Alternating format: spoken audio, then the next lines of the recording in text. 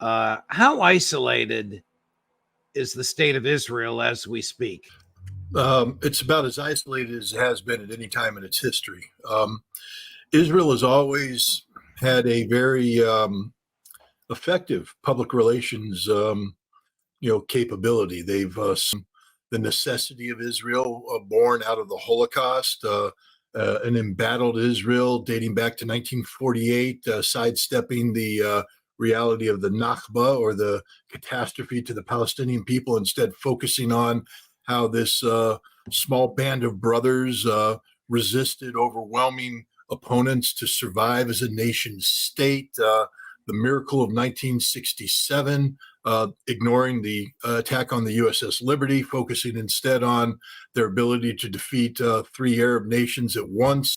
The comeback in the 1973 Yom Kippur War, the disaster, the horror of the Munich Olympic massacre, which made Israel, more of a victim, the heroism of Entebbe, on and on and on. Israel has just sold itself as sort of this Middle East equivalent of the United States. Indeed, when I was in Israel back in the 1990s, every major holiday, the Israelis would fly an Israeli flag out of one window and an American flag out of the other. They considered themselves to be the 51st state. We are America, they would tell me over and over again. And indeed, the sycophancy paid off with absolute American support in the United Nations and on the international scene. And it was, again, as of October 6th, this was playing very well. If people recall, on October 6th, Israel was on the cusp of closing a deal with Saudi Arabia to normalize relations that would set in motion the potential for implementation of this India Middle East economic corridor that Joe Biden had sold at the G20 summit in the summer of 2023. Now Benjamin Netanyahu touted it in September before the United Nations. This was going to be the economic miracle that would keep Israel alive geopolitically, economically. And then October 7th came. And again, ostensibly, one would think that when you are attacked by a terrorist organization like Hamas, which many nations view as a terrorist organization, that the world would be sympathetic to you.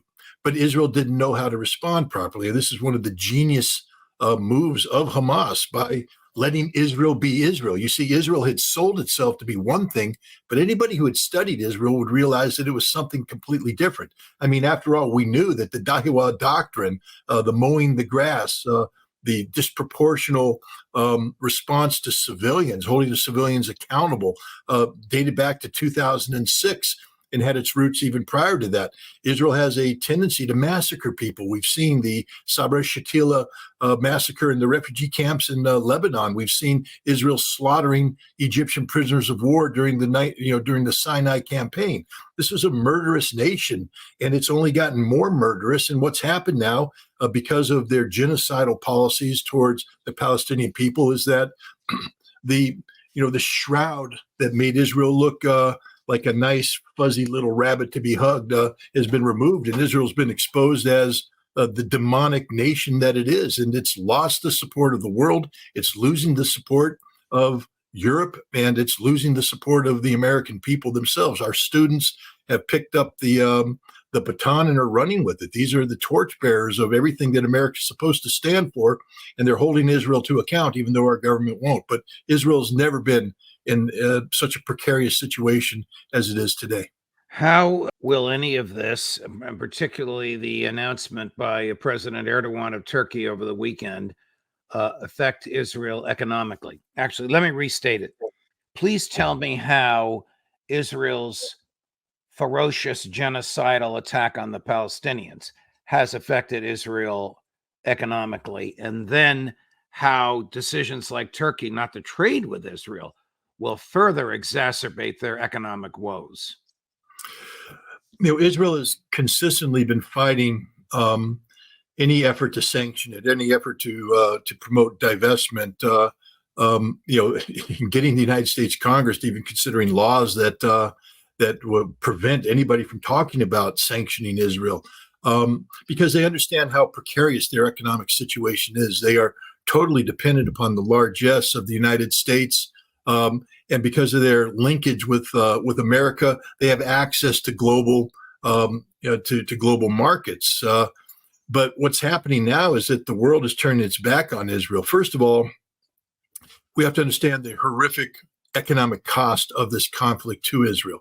It's not just the billions of dollars in weapons that they're spending or the salaries of the reservists who have been pulled away from the economy.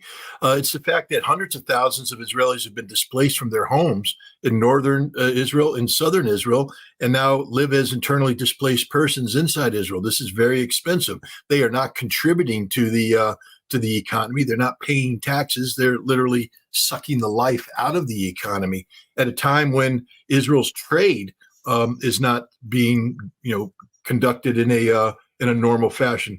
The actions of Ansarallah, the Houthi, in blockading through action, the Red Sea, the Gulf of Aden, the Bab el-Mandeb Strait, has cost Israel billions of dollars in trade. And now we have Turkey launching its own sanctioning. We see Israel taking economic hits that it can't recover from. Even if this war ended today, Israel would face an uphill struggle that'll only get worse because, as pressure is put on Israel to create a Palestinian state and Israel resists this pressure, there will be more and more economic consequences for this. This is the death of Israel. When people think of how Israel ends, it's not going to be because enemies have surrounded it and are overrunning it. It's going to be because Israel has become economically unviable. That the people who went to Israel, the land of milk and honey, the people who made Aliyah, the people who thought that this would be the place that they could, hang their coat and call it home, they won't be able to afford there. And those people that have dual citizenship, which is the vast majority of Israelis, will find that the second passport they hold is far more valuable than the Israeli passport. That living in Israel will only lead to their economic ruin. And if we go back to the famous words of the Bill Clinton's advisor in 1992, it's the economy, stupid. That holds true everywhere. And for Israel, it's the economy, stupid. When people can't make a living, can't make ends meet, you'll see that Israel become depopulated, and that's the end of Israel. Is there any significance, in your view, Scott, to the threat by President Biden? I guess it's more than a threat. He's actually stopped this. I don't know if he slow walked it or stopped it permanently. The delivery of 2,000-pound and 2,500-pound bombs to Israel. I mean, stated differently, do they still have enough ammunition with which to continue their slaughter of the Palestinians in Gaza without whatever it is that President Biden is holding back? Absolutely. Look, this is an empty action by the president. I mean, politically, it has significance because for the first time in a long time, the president has stopped arms shipments to Israel. It's the first time ever when Israel's in a state of war, especially one of an existential nature. But the fact of the matter is, if you listen to what the president said, he's only putting a stop on specific weapons and he's linking it to Rafah. But he said, we will not. We will continue to support Israel's ability to defend itself against Hezbollah. Well, you know what you need to defend against Hezbollah? 2,000-pound bombs. So they're being poured in by the thousands. They said, we help Israel defend itself against Iran. Well, you know what you need to defend against Iran? Yeah, you got it. 2,000-pound bombs. No, Israel's receiving thousands, tens of thousands of these weapons. This is a political gesture that once people see through what it is, realize it's empty. It's done purely for domestic political reasons. Here's the president's spokesperson, not Admiral Kirby, but Jake Sullivan, on don't invade Rafah, cut number 11. We have paused the shipment of 2,000-pound bombs because we do not believe they should be dropped in densely populated cities. We still believe would be a mistake to launch a major military operation into the heart of Rafah that would put huge numbers of civilians at risk without a clear strategic gain. The president was clear that he would not supply certain offensive weapons for such an operation were it to occur. I think this is pabulum. Couldn't Joe Biden call up Netanyahu and say, don't go into Rafah, period? Absolutely. There's any number of things that the president of the United States could do. Pick up the phone, make that statement, have American aircraft appear over Gaza, create a no-fly zone over Gaza, There's any number of things that we can do if we were serious about this. But the bottom line is we're not serious about this. The president has a political problem here at home. We have a increasing number of Americans who are repelled, disgusted by what Israel is doing to the Palestinian people, who have decided that they're going to take action on this, political action. They are demonstrating. They're saying they're going to withhold their votes in the coming election in November. This puts Biden's reelection chances, at serious risk.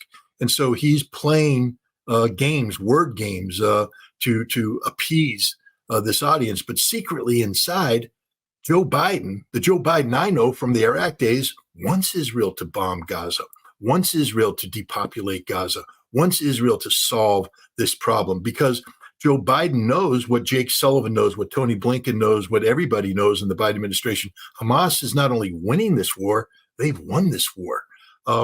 And the only way that you can make Hamas lose this war is to make Gaza disappear. And the only way you can make Gaza disappear is to depopulate it. So Jake Sullivan's up there articulating something, trying to win back votes that Biden has lost. But secretly inside his heart, Jake Sullivan wants Gaza depopulated, because if he didn't want Gaza depopulated, there's other things that can be done to ensure that Israel doesn't engage in operations designed to depopulate Gaza. Jake doesn't accept the fact and the finding of the International Court of Justice of the overwhelming evidence of genocide, cut number 12. We believe Israel can and must do more to ensure the protection and well-being of innocent civilians. We do not believe what is happening in Gaza is a genocide. We have been firmly on record rejecting that proposition. Again, political pap. And anybody listening to him should know that and should discount whatever the hell he says. Yeah, and I apologize for laughing, especially to you. No, but it's laughable that he would expect people to take him seriously when he says that. But you can't. Let's look at the statements that Jake Sullivan and the Biden administration made in regards to Russia and Russia's activities in Ukraine early on, where Russia was accused of killing hundreds of Ukrainians, hundreds. In fact, many of them died because the Ukrainians dug in next to civilian positions. But it was called genocidal, where Russia was accused of denying food and water to the citizens of Mariupol during the siege. Genocidal. Everything Russia did was genocidal, even though none of it was, but we called it genocidal. Now we have a situation where Israel is actually carrying out genocide, recognized as such by the International Court of Justice, a court that we respect their jurisdiction.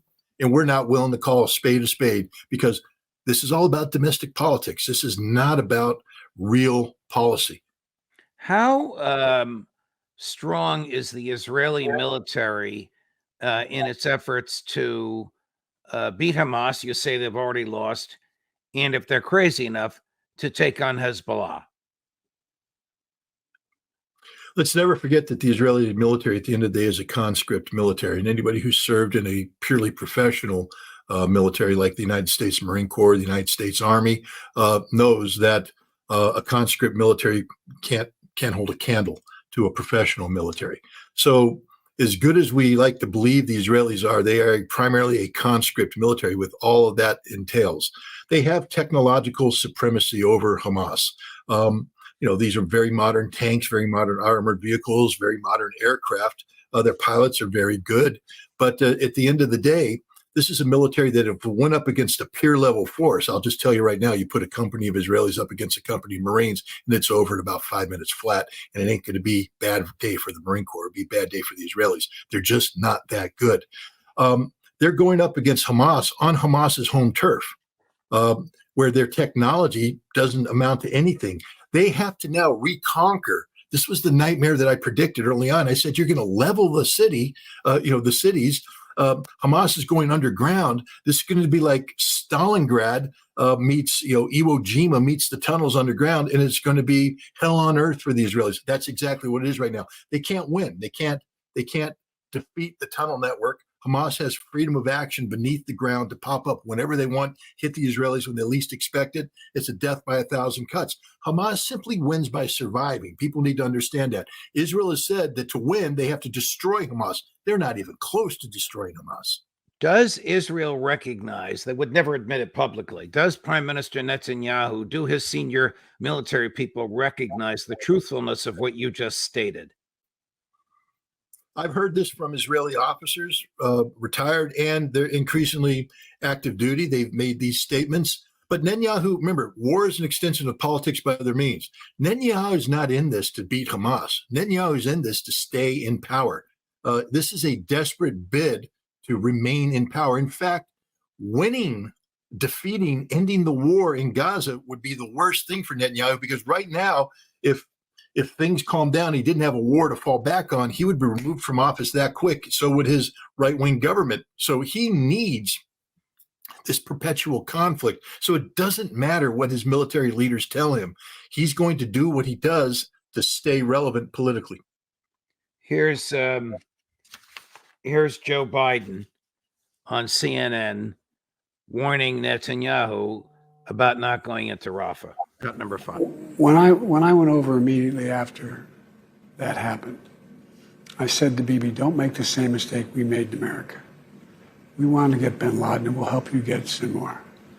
But we went into Afghanistan it made sense to go get bin Laden. It made no sense to try to unify Afghanistan. It made no sense, in my view, to engage in thinking that in Iraq they had a nuclear weapon. Don't make the same mistake. Focus on, and we'll help you focus on getting the bad guys. And we got to think through what is happening after Gaza, after this is over. Who's going to occupy Gaza? I've been working with the Arab states. I won't mention them because I don't want to get them in trouble, but 5 leaders in the Arab community who are prepared to help rebuild Gaza, prepared to help transition to a 2-state solution. To govern it? Well, to maintain the security and peace while they're working out a Palestinian authority that's real and not corrupt. Does he know what he's talking about, Scott? I mean, he's repeating sound bites, barely. I've never seen such a physically weak president, and intellectually weak president. You know, this isn't the Joe Biden of the past. This isn't the Joe Biden that I hooked and jabbed with in the United States Senate back in 1998. Even though I despised the man then and what he stood for, he was a vibrant individual. He was a man who, was very active and physically and intellectually. This is a shadow of that man. I don't know. The problem when Joe Biden speaks is I don't know what's the substances behind that. I think he's been well coached to say certain words, but if this was a real interview and she doubled down on questions and dug in, he couldn't answer these questions. And this is problematic, because this means that Joe Biden is as superficial as the day is long. What options is he considering? Normally, when you brief a principal like him, you come in and you brief on the substance of the issues, and then you give him a range of options, and then you rank them 1, 2, and 3, and then he's supposed to put that into his brain housing group, chew on it for a little bit, and come out and say, I choose option 1, or I choose option 2, and this is why. And then articulate what goals and objectives are so that everybody else can take that back to their respective agencies and turn it into actual policy. This Joe Biden that you just saw on TV can't do that. So somebody else is calling the shots for him. Somebody else is shaping policy for him. And this is extraordinarily problematic, because maybe the best interests of the nation aren't being at play. Maybe it's the best interests of the individuals who are promoting certain policy courses of action. They're the same. Bibi wants the war to continue so he can stay in power. Joe Biden wants a little, I'm not punching too hard to the Muslim community in Michigan and elsewhere in the United States, but he still wants Bibi to slaughter the Gazans. Here he is. This is cut number 6, Chris, stating the reasons, supposedly, and the sincerity of his holding off on no weapons for Rafah. Civilians have been killed in Gaza as a consequence of those bombs and other ways in which they go after population centers. And I made it clear that if they go into Rafah, I'm not supplying the weapons that have been used historically to deal with Rafah. Does that mean he's not going to supply everything? No, he's just going to fig leaf by holding back the 2,000-pound bombs until Rafah's over. Am I right? Yeah, and again, I mean, let's just dig a little bit deeper into this. Civilians have been killed. Well, what number did you suddenly wake up to that fact, Joe? Because when Hind Rajab, and we have talked about her on this program, Judge, Right. Hind Rajab, that 6-year-old girl, when she was in the car begging for help and the Israeli tanks rolled up and machine gunned her to death while they slaughtered the 2 paramedics that came in. Where were you, Joe? When the mother was holding the hands of her child who was waving the white flag as she crossed the street and the Israeli sniper killed her while her son was next to her. As another mother came across, they killed the mother and the child at the same time as the sniper shoot people. Where were you, Joe? The problem isn't the numbers of Palestinians. This is the biggest lie in the world. He doesn't care about the numbers. What he cares about is the political consequences of those numbers, how enraged certain constituencies are in Michigan, in Pennsylvania, in Wisconsin, in these critical battleground states who are now saying, we're done with Joe. And so now he has to come out and pretend that there's a moral fiber in his being. There is no moral fiber. And when he talks about holding up this shipment, he's not talking about holding up all the shipments. I guarantee you, as we speak right now, U.S. C-17s are landing in Israel with 2,000-pound bombs on it because the Israelis are saying, hey, if we go to war against Hezbollah tomorrow, we need these bombs. But once we give them to the Israelis, there is no American auditor sitting there going, oh, no. You can't load those up on that plane going to Gaza. This has zero impact on what Israel's doing. It's a political statement done. It's political farce. It's political theater. It has no impact on actually impeding Israel's genocidal actions against the Palestinians of Gaza. Here's one of Joe Biden's fiercest critics, but I won't even tell you who it is until you'll hear his voice and see his face in a moment, whose histrionics and understanding of history are so perverse.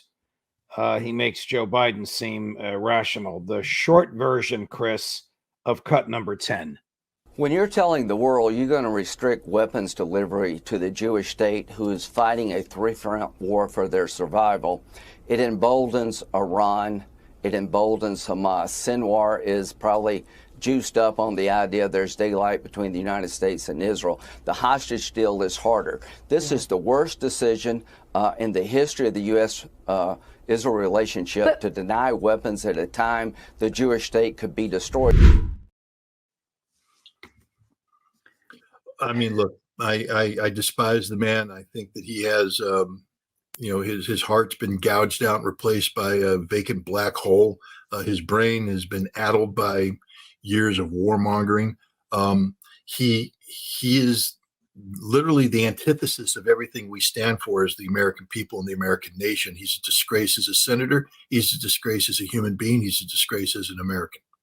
Well, I love you very much, Scott, but I got to run this one past you. This is Graham at his worst, number 9.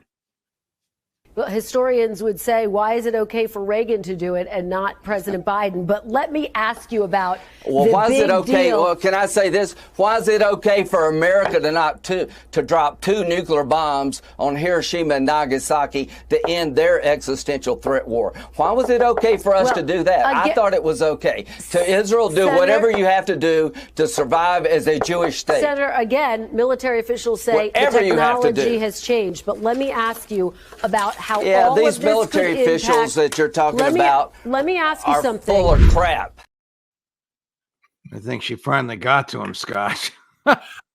He just exposed to it. This is a man that's legitimizing nuclear conflict, and it should scare the hell out of everybody, because I can guarantee that if he feels that about, Israel, wanting to drop a nuclear bomb on Gaza, what happens when he gets gets his tail in a crack over Ukraine? Because Russia's winning right now. I know we're not talking about that, but Russia's just on the cusp of decisive victory, the kind where the front line collapses, it's over kind of thing. Is Lindsey Graham going to get on TV and tell the American people, we got to drop a bomb on them, we got to nuke them, because, my God, I'm Lindsey stupid Graham, and I'm going to say this because I got to say something because I have no other ideas in my little addled brain. This man is sick. This man is a threat to humanity. This is a man who's a threat to the national security of the United States, who sits on the Armed Services Committee of the United States. Hey, come on. The citizens of South Carolina, get him out of office.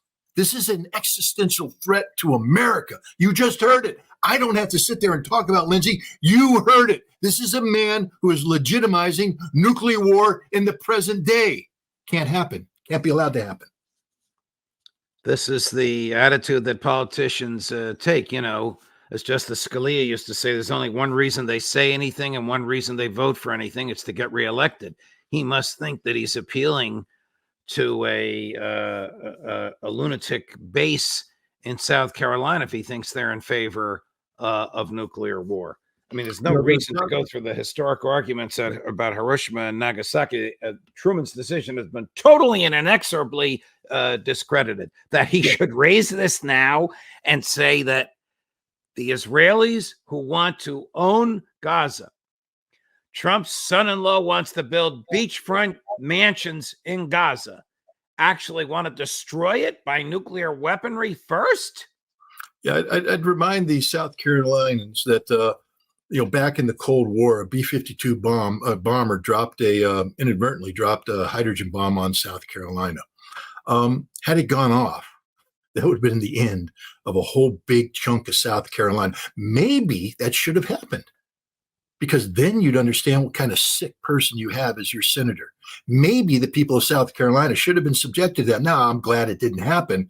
But my God, if you let this man stay in office, if you let this man articulate policies of this nature without consequence, maybe you deserve to have a nuclear weapon dropped on you. Well, all right, my man. Thank you very much. Sorry to raise your blood pressure, but he needs that kind of comeuppance. He's still the most frequent member of the Senate to appear at the place that employed me for 24 years, Scott, at Fox News. But they obviously have an axe to grind as well.